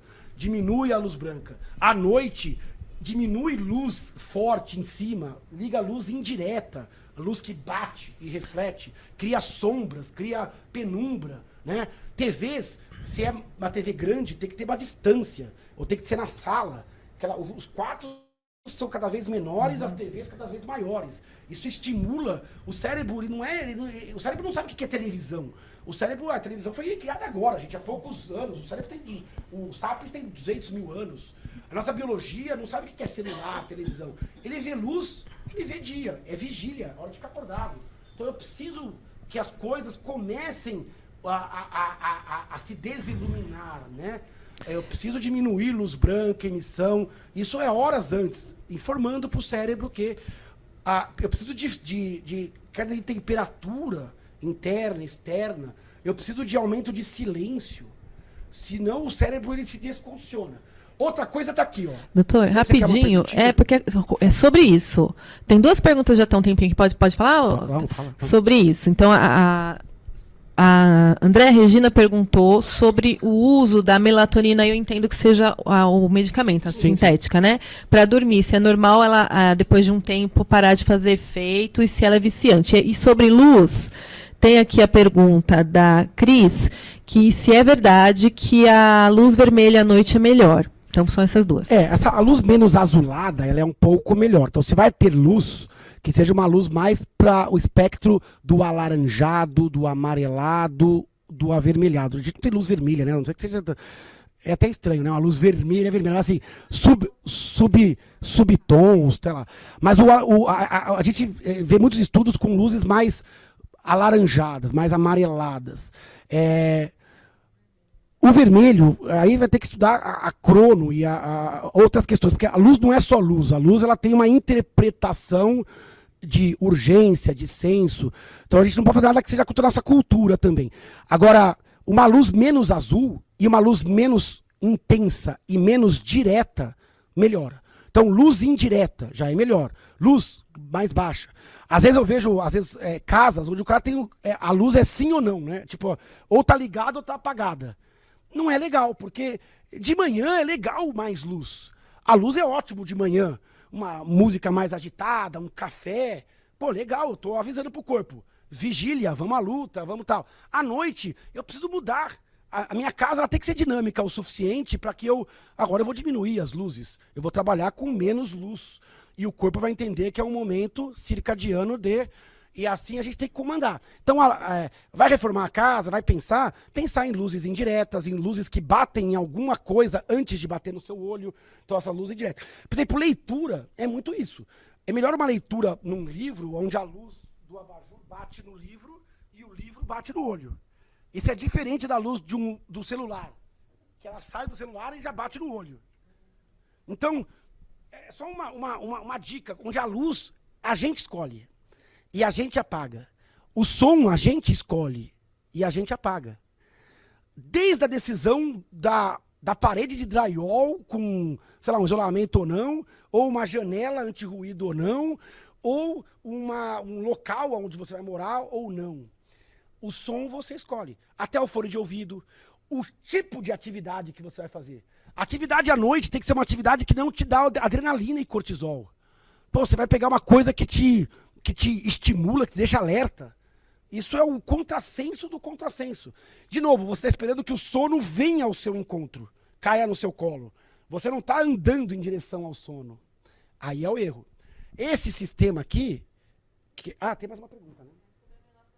A melatonina é assim. A melatonina é um medicamento, né? Então é uma molécula que a gente produz no corpo. Então cuidado com esse uso indiscriminado. Apesar dele poder ser comprado sem receita, aqui no Brasil, numa forma de suplemento alimentar, uma dose super baixinha, que é 0,21 miligramas, uma dose que a gente nem estuda essa dose, mas aqui no Brasil tem isso, né? Se usa 0,21, que é o máximo no suplemento alimentar, a pessoa acha que tomou uma quantidade relevante de melatonina, não tomou.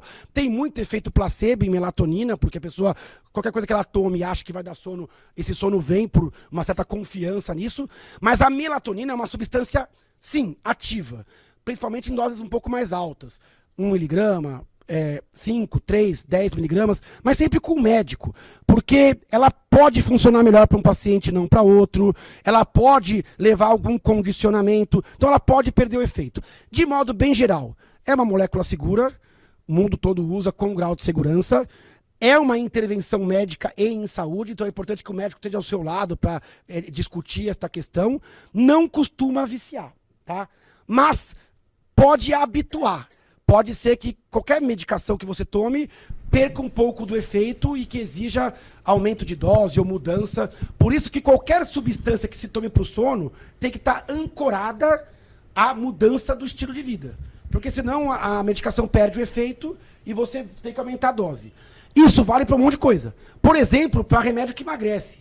Remédio que emagrece, se eu tomar um remédio, eu emagreço. Eu paro o remédio, eu engordo. Se eu tomar o remédio, tudo bem, indicação médica, e mudar o hábito, sei lá, ganhando mais músculo, mudando o hábito alimentar, eventualmente o remédio pode no futuro sair ou diminuir e aí eu não reengordo. Então esse mesmo efeito sanfona pode acontecer com o sono. Então cuidado para não agir só numa trincheira, tem que agir em várias. Alguns pacientes vão ter muita dificuldade para dormir e vão precisar de remédio. Não é um crime isso também.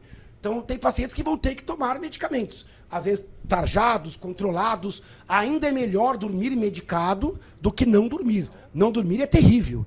Então, a gente tem que também tomar cuidado para não demonizar remédio para sono, não demonizar remédio tarjado, não demonizar caneta emagrecedora.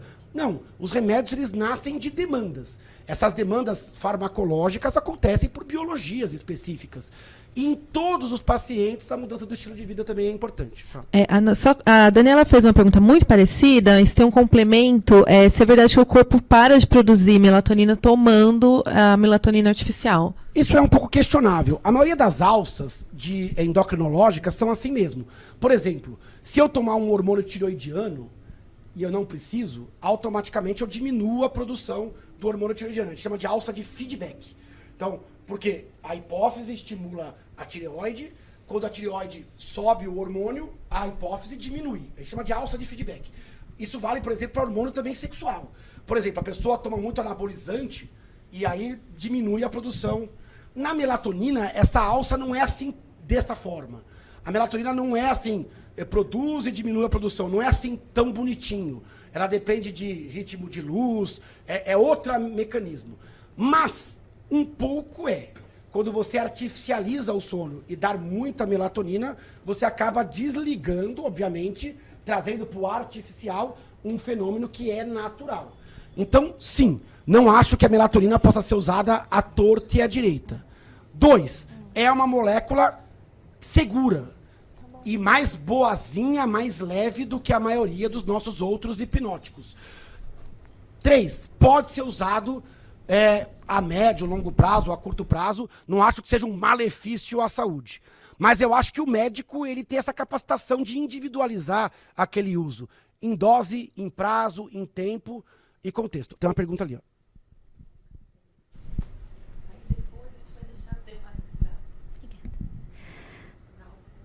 Doutora, eu sou Débora, eu entrei na menopausa e eu percebo que ela está arruinando um pouco a minha vida, sobretudo na questão do sono. Então, eu vi que o senhor falou sobre aquilo que estimula o sono e que desestimula.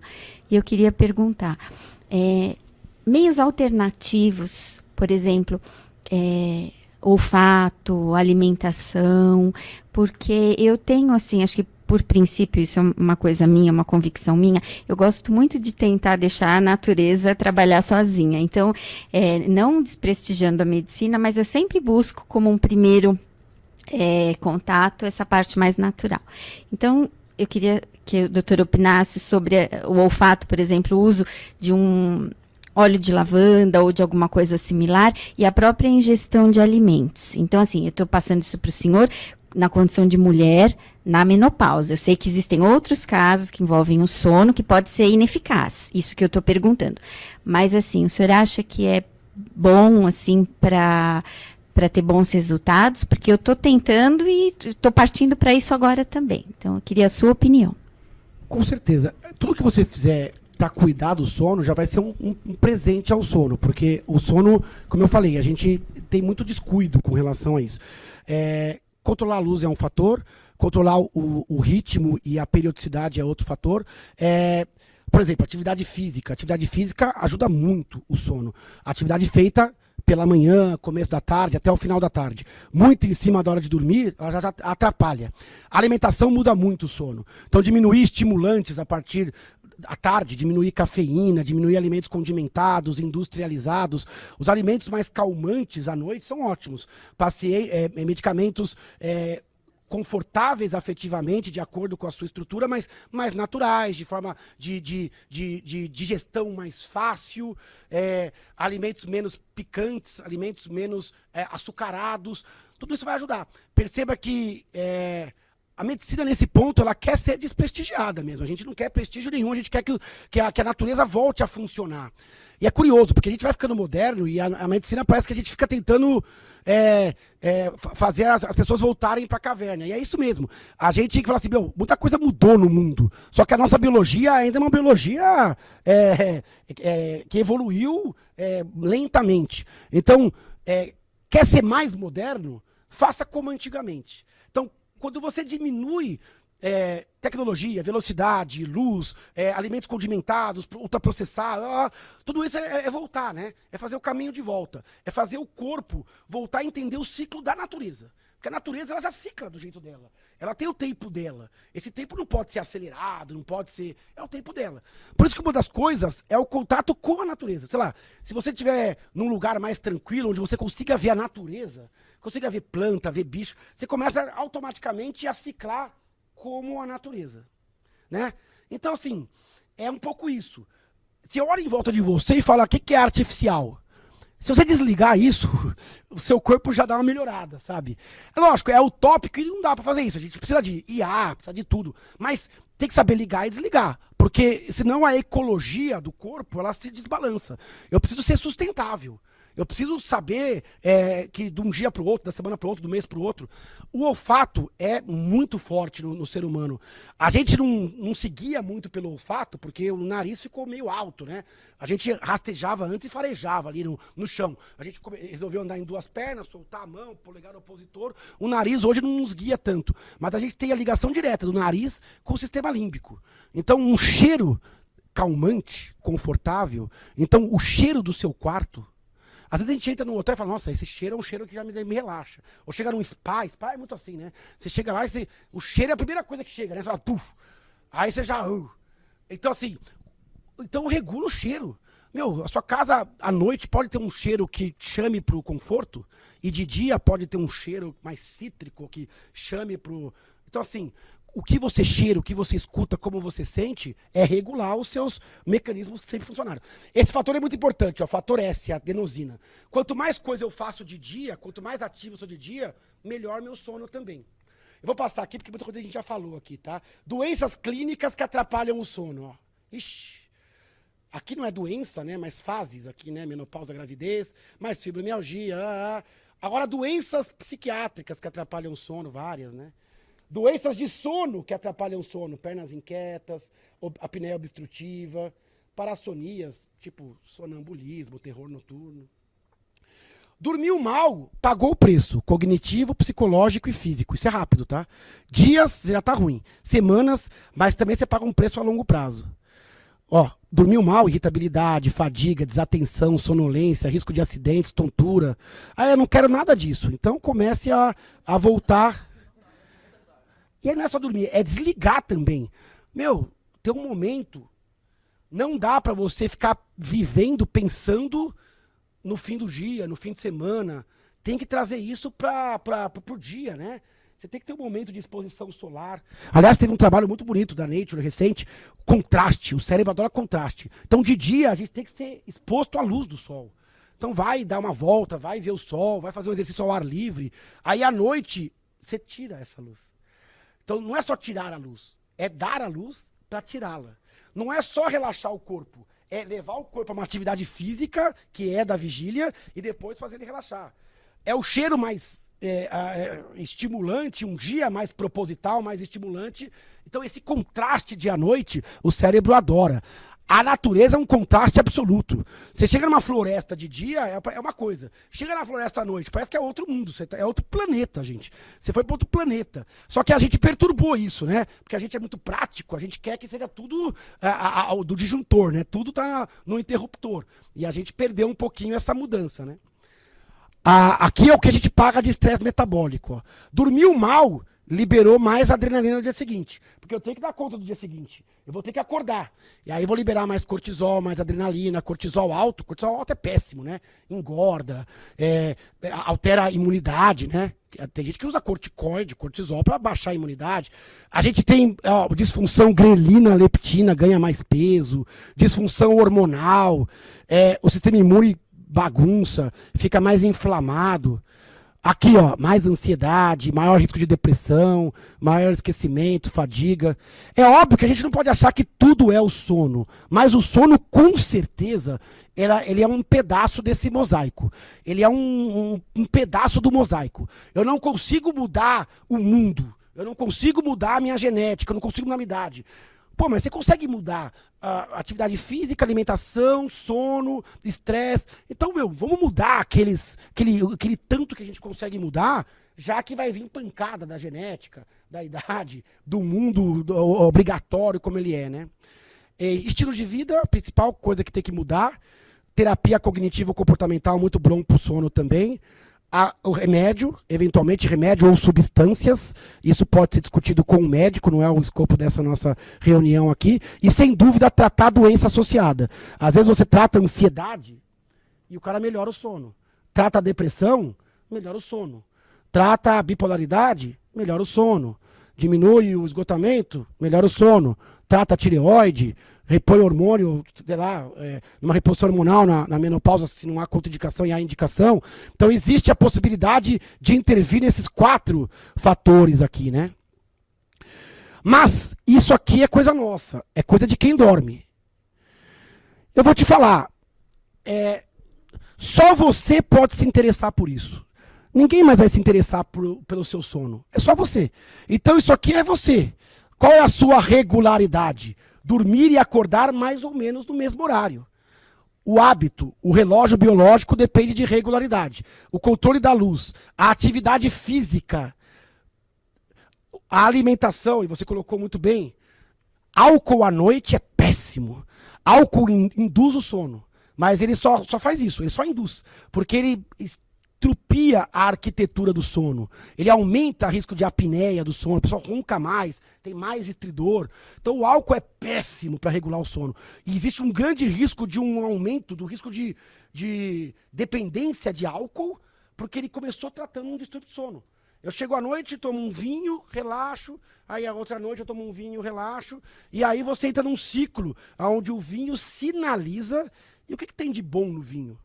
Quer dizer, o resveratrol, a uva, vai comer a uva, tomar o suco. Você vai ter o etanol, o açúcar, o risco de dependência, o sono de péssima qualidade. Ressaca, desidratação, risco de dependência. Quem já tomou um porre e dormiu? Você acorda totalmente estragado. Você acorda no dia seguinte, parece que você foi moído num... Então, assim, é um sono que não é um sono bom. Parece que você foi espancado, né? Você acorda, a cabeça dói, eu dormi profundo, mas não é um sono bom, né? Então, assim, cuidado com a alimentação e com pseudo-indutores de sono. Atividade de transição. Aqui é uma coisa muito importante. Atividade de transição, eu vou falar rapidamente, em 3 minutinhos eu encerro aqui, porque eu sei que a gente também já está no prazo. Aí a gente pode responder mais algumas perguntas. O síncrono, o regular, o hábito e o marca-passo é a gente que dá. Não caia por exaustão. Antecipe-se e entregue a regularidade. A exposição é totalmente nossa. Então diminua a luz, fique longe de celular, televisão, desliga. O celular é bom até estar longe do ambiente do sono, porque ele apita, ele dispara, aí você olha. De madrugada é terrível, o celular do lado, você acorda, tá meio lá, meio cai, você abre assim o celular. Aí você fez a pior besteira que você pode fazer, que é você falou pro seu cérebro, acorda. Porque aí é luz, é uma interação, né? Então esse é o dormir por exaustão, não por relaxamento. A gente ensina o cérebro a dormir por exaustão. Então o celular perto não é uma boa coisa para quem precisa dormir. Quer usar o celular? Sai do quarto, vai em outro lugar, ou usa o celular. Eu já resolvi, fiz aqui, deixa lá, volta, relaxa. Vai fazer uma outra coisa, vai ler um livro, ouvir uma música suave, sei lá, rezar pro santo que você quiser, ou revisar o dia, ou fazer uma técnica de respiração. Vai fazer alguma coisa que te caminha pro esfriamento, pro menos cortisol, pro menos adrenalina. Aqui é o quarto, né? Aqui, ó, esse quarto aqui, né? Isso aqui é um chalé, né? Percebe que tudo nesse quarto, ele é feito para dormir, né? Sei lá, já dá sono aqui, ó. Madeira, cheiro de madeira, lugar aconchegante, a luz. Olha, a natureza, ela pediu para ficar escuro e ficou. As luzes são indiretas, existe um aconchego, existe um capricho, né? Não tem exaustão aqui, né? Parece que alguém propositalmente falou, putz, eu vou investir dinheiro, energia, vou investir tudo que eu tenho. E vale a pena, né? Porque isso aqui não é uma coisa tão cara a se pensar, né? Pra ficar 25 anos dormindo aqui, né? 25 anos continuamente é tempo pra caramba, né? Imagina você ficar 25 anos aqui, assim, e você dorme daquele jeito que a gente dorme, né? Então, assim, é só uma provocação isso, né? Vai da decoração, a escolha da fibra do travesseiro, ao tipo de luz, e a revisão disso, né? Porque a gente cansa também, e de repente fazer mudanças e tal. Isso vai da cor à luz, né? Aqui é muito importante, atividade física, a natureza, se expor à natureza. Exposição à natureza. Se expõe à natureza. Não tem jeito. Ah, mas não pode ter planta. Não. Pode. Planta, ritmos, animais. Dê um tempinho, vai para a natureza, vai para o mato. Porque é dali que você veio, não tem outro lugar. Foge disso. Isso aqui é concreto, é loucura, é maluquice, é barulho, é ruído. Se você não voltar para a caverna de onde você veio, você vai pagar um preço em biologia. É uma estrutura biológica colocada num lugar onde se adoece, que é a cidade. A higiene do sono, né, também vai incluir, obviamente, a alimentação, né? Alimentação não estimulante, dietas mais leves, os horários, álcool e cigarro ferra o sono e o controle do peso também. A redução do peso da gordura abdominal melhora diretamente o sono. E aqui é a transição. O que você faz entre o momento que você sai do trabalho e dorme? Ali é o segredo. Você vai ter que pôr vida, vai ter que pôr dopamina, vai ter que pôr alguma adrenalina, mas como? Essa atividade de transição ela é muito importante. Então é isso. É a leitura, é ouvir a música, é a parte religiosa, é o alongamento, é o yoga. Não dá para você querer fazer uma transição rápida. A transição tem que ser lenta.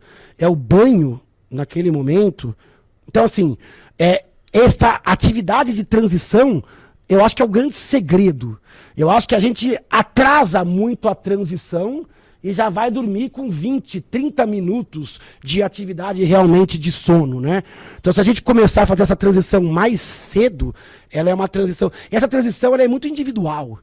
Tem regras gerais, mas ela é muito de acordo com o que você realmente quer fazer. O que te desliga? Porque a gente só ensina a ligar, né? Liga, fica acordado, fica ativo. Agora, o que te desliga, né? E o que te desliga, geralmente, é uma coisa que não dá um prazer muito imediato. Então, faça. É uma dica, assim, sobre desligar. Quando minha filha era pequena, ela tinha muita dificuldade para dormir, aí eu descobri um livro, que é O Coelhinho que Queria Dormir, do Carl Jung. Eu nem sei falar esse nome, mas enfim, depois eu posso até mandar o livro. É um livro, eu acho que ele é neurocientista, não sei se eu acho que ele é médico também, ou ele é neurocientista, e ele escreveu um livro em que você tinha que ter uma técnica para ler esse livro para criança. Então, quando as palavras estavam em negrito, tinha que falar com mais ênfase. Quando elas estavam em itálico, tinha que falar assim, baixinho, assim. E aquele negócio era hipnotizante. Às vezes eu dormia antes até. E era batata. Eu receito para todo mundo isso daí, foi o que resolveu. E aí eu comecei a descobrir que essa história do contar história é uma coisa que, às vezes, para algumas pessoas, e eu sou uma delas, que às vezes ela desliga. Se alguém me conta uma história, começa a me falar alguma coisa antes de dormir, eu às vezes desligo. E aí eu descobri que eu colocando um podcast, porque tem vários podcasts de pessoas que contam histórias, né? Histórias de outras pessoas, é um storytelling mesmo. Eu coloco esse podcast, e aí eu uso o celular, eu coloco ele com o timer, e aí eu começo, geralmente eu coloco o Não Inviabilize, que ela conta histórias de ouvintes que mandam lá as histórias. E eu nunca termino nenhuma história. Acabo dormindo antes. Então, assim, eu acho que isso é uma coisa que eu acho que a gente desliga, porque é a mente que acha um atalho para desligar. Porque senão a mente fica naquela coisa do modo, o que eu vou fazer amanhã? O que aconteceu hoje? Ou, sei lá, revivendo problemas, né? Não é isso? É exatamente isso. E eu acho que é uma ótima mensagem final dessa nossa palestra. Além da importância e do sono como causa e efeito em saúde, o sono ele é um ato muito de hipnose, é muito um transe. E esse transe, ele demanda exatamente o que você falou, que é empurrar a vigília, empurrar a vida para fora do cérebro. Então, essa higiene do sono, esse termo que eu não gosto, é muito isso. É você empurrar os problemas, os dilemas, a adrenalina para fora. Então, contar história, ouvir história, justamente te hipnotiza. Quando você consegue prestar atenção numa coisa, é que, lógico, aí cada um, como eu falei, cada um tem a sua, vai ter o seu jeitinho. Mas você imagina um ambiente tranquilo, um tempo que você permite, você dá um tempo digno, né? Porque eu acho que a primeira coisa que a gente faz é não dar um tempo digno para as nossas coisas. Hoje a vida adulta é isso, é você entregar o seu tempo de dignidade para outras pessoas. E você realmente não comer o pedaço do seu bolo daquelas 24 horas. O sono e o perissono é o maior momento de egoísmo que tem que ter na vida de uma pessoa, assim. Só importa a mim, só é o meu cenário. Então ali é você empurrar o outro para fora do seu cérebro e você se conectar com você, com a sua essência. E pode aproveitar a transição para aprender, para se espiritualizar, para se alongar. Você pode usar para outra coisa, mas é uma coisa que já vai tendendo você a você. Já vai levando você ao desligamento. Não é mais problemática ruminada. pior opção é rede social, a pior opção é aquelas sériezinhas curtas com gancho, né? Você já sabe que vai dar merda, né? Você vai vendo assim, aí você fala, eu tô dormindo. Aí no último momento, dá um gancho. Você fala, meu, que gancho. Vamos mais um só. Porque você é o ativo. Você é o ativo, né? Você é o ativo. Eles querem que você fique lá consumindo, né? Então, pelo amor de Deus. Assim, tem que cuidar disso. Por isso que eu coloquei aqui essa coisa da evitação, né? A transição é muito sobre o que se deixa de fazer, né? Mais do que sobre o que se faz, né?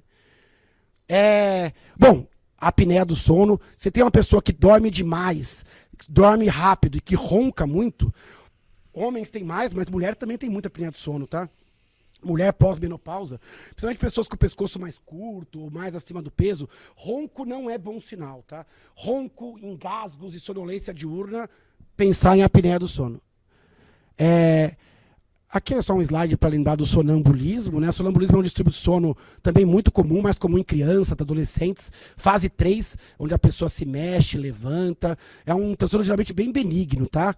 Não há problema nenhum acordar o sonâmbulo, caso necessário. Geralmente não é necessário. Você pode conduzir, acalmar o sonâmbulo, ficar um pouquinho perto dele ali. Geralmente no dia seguinte ele nem lembra da ocorrência. Casos mais graves tem medicamento. Terror noturno, muito comum em criança, né? Quem tem criança, às vezes acorda assim, dá um grito, acorda meio exaltada. Quando você vai ver, parece que a criança teve viu alguma coisa, sonhou alguma coisa bizarra. Isso também é um fenômeno bastante benigno, terror noturno. Não, geralmente nem está associado a muito pesadelo. É um transtorno fase 3, onde a gente nem está sonhando, geralmente. E também bastante benigno o terror noturno, só para conhecer como curiosidade. Esse é o último slide, prometo. É um outro fenômeno de sono que também é curioso e que algumas pessoas têm de vez em quando. Geralmente ele é benigno. Que é a paralisia do sono. Paralisia do sono é um transtorno do despertar. A pessoa está no REM ela está meio, às vezes, sonhando ali, e o corpo está relaxado, atonia. Algumas pessoas podem acordar nisso, e ela acorda, e naqueles primeiros segundos ela não consegue se mexer. Então ela acorda e ela está presa no corpo. Só consegue mexer o olhinho assim, e ela não consegue se movimentar. Então dá uma agonia que a pessoa está ali meio enclausurada. Às vezes, nesses segundos ou poucos minutos, como ela está vindo do sonho, ela pode também ter algumas visões, assim, ver algumas coisinhas do quarto, sombras. Então isso dá uma sensação, às vezes, de opressão, de angústia, sufocamento. Só para saber que existe, que é muito comum as pessoas terem isso ao longo da vida. Casos mais graves têm tratamento. E isso tem várias explicações, você vai ver, culturalmente, cada cultura tem uma entidade, uma coisa que é da paralisia do sono. Tem vários quadros na paralisia do sono mostrando alguém assim sentado em cima, uma alucinação. É um quadro geralmente benigno. Quando acontece muitas vezes, tem que investigar. O sono, eu falei, é 1/3 da medicina, acontece no sono. Então, cuidar do sono e vigiar o sono. Como eu vigio o meu sono? Pergunte-se, estou dormindo um tempo digno? Tem uma qualidade digna? E olhe a sua vigília. Se você tem uma vigília com sintomas, como eu falei, de esgotamento, de fadiga, de sonolência, pode ser sinal de que seu sono não está bem. Vigie o seu sono e procurar e se informar com coisas que melhorem, mas não evoluir de forma também paranoica. Porque também aquela pessoa que fica paranoica com o sono, ela acaba entrando nessa gincana obrigatória. Então você tem que ter suavidade nessa interpretação dessas questões. O sono, ele é sustentabilidade. Aqui é um quadro famoso, né, do Van Gogh, né, um dos quadros mais famosos dele, onde ele pinta, acho que ele pintou até de memória, ele geralmente pintava olhando, né, onde ele coloca uma lua, que no caso dele virou um sol, né, e ele coloca aqui uns elementos noturnos e diurnos meio misturados assim na cabeça dele, né. Falar em sono é falar em sustentabilidade, é falar em ecologia, e falar em justamente isso, em reciclagem, limpar o lixo, a toxicidade, e isso é circadiano. Faz parte do controle energético. Se você dorme mal, você vive mal, porque a natureza não tem nenhuma alternativa a isso, e eu já te falo, a medicina também não. Qualquer pílula que te derem falando que você vai dormir menos, ou que você vai precisar de menos sono, você vai estar pagando um preço com relação a isso, porque a medicina não tem um controle de reduzir o sono. A sua estabilidade depende disso. Se você não dormir, você vai ficar instável. E isso tem que ser dia após dia. Mas eu escorreguei um dia. Paga no próximo, não espera muito tempo. e as escolhas, elas vão se acumulando. A vida adulta é um conjunto de escolhas, às vezes equivocadas, ou abdicações equivocadas que a gente faz e às vezes não dá tempo de voltar. Então, vai virar o ano agora, né? Então eu vou voltar lá para aquela imagem do checklist, né? 2026, vou dormir melhor e vou permitir que as pessoas que vivam ao meu redor durmam melhor. Vou permitir que as pessoas que convivem comigo durmam melhor. Isso é um conceito de ecologia. E todo mundo vai ganhar com isso, porque a privação de sono é ruim para todo mundo.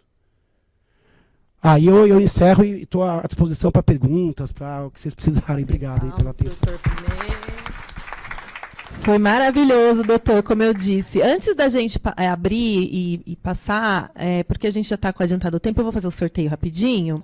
Aí também eu passo para a doutora encerrar, e aí eu já avisei, pedi para avisar no chat, que a gente, se o doutor tiver disponibilidade agora, a gente já grava em vídeo, a gente encerra, grava em vídeo ele respondendo as perguntas que ficaram pendentes, tanto de quem estiver aqui como do chat, e vai para o YouTube. Então, no YouTube vai ter o vídeo da palestra, como sempre, no finalzinho, respondendo as perguntas que ficaram pendentes.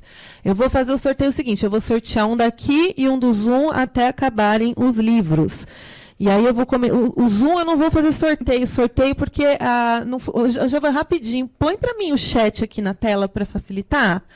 Então, o primeiro que eu vou sortear é rapidinho, por causa do horário, a Ariete vai me ajudar aqui. Vai ser o Cérebro Ansioso, livro do Dr. Leandro, ele vai autografar. Eu vou sortear para um dos presentes. Eu ganhei essa xícara e não é café. São os nomes de quem veio, realmente. Estava inscrito e veio. Então, o nome de todo mundo que está aqui no círculo. Os presentes tem alguma pergunta ainda? Não? Ok. Vamos lá, então.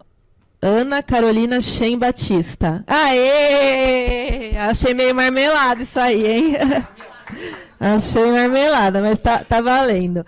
Agora, deixa eu ver, o chat já está aqui. Gente, dinâmica do sorteio, a regra é clara. Vale o que está na minha tela, tá? Então, a primeira pessoa que escrever no chat, presta atenção, não queime largada. A primeira pessoa que escrever no chat o nome completo da IMAG, não é a sigla, o nome escola, nananã, ganha o próximo livro. Tem que ser de forma correta, não pode ter nenhum errinho de ortografia. Pode escrever. Não é escola da magistratura, não é escola de magistrados da terceira região, é quase isso. Não é isso, não é escola de magistrados, não é do TRF, mas nem de magistratura. Escola de Magistrados da Justiça Federal da Terceira Região. Muito bem, foi o Sérgio Ricardo Caranta que ganhou Depressão Não é Fraqueza. Tá aqui, doutor Leandro vai autografar. Como o Sérgio trabalha aqui no prédio, ele pode retirar depois aqui com a gente na IMAG. Agora eu vou sortear outra Depressão Não é Fraqueza para os presentes que estão aqui. Ariete segura. Vou pegar aqui na xicrinha, hein? Sem marmelada dessa vez. Isis Cavalcante de Ambrósio. Aê, palmas para Isis! Isis, depois o doutor Leandro vai autografar. Agora, para quem prestou atenção no começo, hein? A primeira pessoa que escrever o nome, não a sigla, o nome, só as 3 palavrinhas do nome da faculdade que formou o doutor Leandro em Medicina no chat, vai ganhar. Foi falado logo no começo. Não é a sigla, vale o nome com 3 palavras, mas vocês acertaram. Universidade de São Paulo, já foi. Letícia, parabéns, ganhou o livro. A Letícia Abigail de Moura Martins. Muito bem. Agora, mais um para os presentes. Você está separando, né, para eu não me sortear mais livros do que eu tenho. Esse é o último, né? Aqueles 2 são outra coisa. Então, vou sortear aqui para os presentes. Tá, deixa eu chacoalhar mais. É que antes eu fazia assim, primeira pessoa que escrever justiça no chat, mas aí vinha muito rápido, vários, e às vezes em algum computador aparecia em outra ordem. E aí a gente andou tendo recursos. Então eu achei melhor fazer uma coisa mais difícil para não ficar tão discrepante o que aparece na minha tela e na tela dos outros. Ariete Rodrigues Xavier Esbaile. Olha a marmelada! Bate palma para Ariete. Não, aí você fica com esse que o doutor Leandro deu para ela. Então ela vai ficar com a que ela foi sorteada. E aí eu sorteio mais um, tá bom? Pode. A Ariete que vai sortear para ver se sai uma coisa que não seja marmelada. Vera Lúcia Emídio. Palmas para Vera. Gente, ó, próximo eu vou sortear só. Aquele ali. É de alguém? Aquele é o seu? É de alguém? Então eu vou sortear aquele pro... Mais uma, pessoal do Zoom, estilo concurso público, hein? Vamos lá. Para acabar, a doutora Renata faz o encerramento e a gente responde as perguntas do chat. Os presentes não têm mais perguntas, né? Então, vamos lá. Eu já falei o nome desse livro aqui, que eu vou sortear já várias vezes. Não precisa o segundo nome. O nome, com 4 palavrinhas. O primeiro que escrever no chat ganha. É esse roxinho sobre depressão. Tem que ser correto. O livro do Dr. Leandro sobre depressão. Muito bem, Daniela de Almeida Basílio Gonçalves ganhou o livro Depressão Não é Fraqueza. Palmas para o pessoal do Zoom, que ganhou os livros. E agora a doutora Renata vai encerrar. Bom, primeiro agradecer... Tá funcionando, né? Queria primeiro agradecer a presença de todos aqui. Agradecer a presença do pessoal que está pelo Zoom. Eu sei como é difícil. Já no fim do ano está todo mundo muito cansado. Parece que chega o Natal, mas não chega o recesso, né? A gente começa a ficar muito cansado nessa época. Então, agradecer a presença de ter vindo, de ter participado nesse momento. Principalmente agradecer ao Dr. Leandro também, de no final do ano, cansado, cheio de compromissos, continuar vindo aqui contribuir aqui com a EMAG, com as suas palestras, que sempre fazem muito sucesso, sempre são muito esclarecedoras e úteis, né? Dentro, né, quando a gente precisa realmente sair um pouco desse lado jurídico e trazer um pouco mais de qualidade de vida aqui para todos os nossos magistrados, servidores e colaboradores. Espero que todos tenham um ótimo final do ano. Aproveitem o recesso para pensar para colocar... Eu não vou falar que vai colocar o sono em dia, né? Porque aprendi hoje que isso... Não adianta a gente fazer banco de horas de sono, né? Então vamos aproveitar o recesso para a gente colocar, dormir melhor e trazer novos hábitos para a gente ter o sono de qualidade todos os dias, né? Pelo menos tentar ter um mínimo de 6 horas aí de sono de qualidade todos os dias. Pensar nessa qualidade de vida, né? A gente sempre acaba relegando o sono, né? Então pensar isso como uma fonte de qualidade de vida que está em nossas mãos. Que o recesso nos sirva para isso um pouco também, para pensar isso. Muito obrigada. Um ótimo final de ano a todos. Um Feliz Natal, 2026 maravilhoso. Esperamos o Dr. Leandro aqui de volta em 2026. E é isso. Um grande abraço a todos.